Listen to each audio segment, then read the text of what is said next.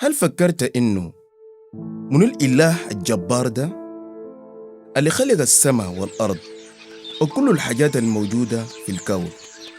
الإله اللي بيطلب الصلاة والصوم وبيطلب منك خصلات معينة وحاجات تانية كتير بيطلبها منك، وفي نفس الوقت الإله ده ما بيديك أي ضمان وتأكيد إنك حتخش الجنة برغم دوامك على العبادة والصلاة والصوم والزكاة وباقي الشعائر والفروض. هل مرة سألت نفسك كيف الإله القدير بيحدد للناس الجنة والباقين بيحدد لهم النار؟ لو داير أسألك سؤال مهم، هسألك أنت وين من الفرقتين؟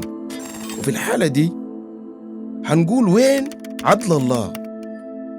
لو داير تعرف أكتر عن الله الخالق والصادق والوحيد اللي بيدي الضمان الأبدي وعايز تتأكد من مصيرك قبل الموت، اتواصل معانا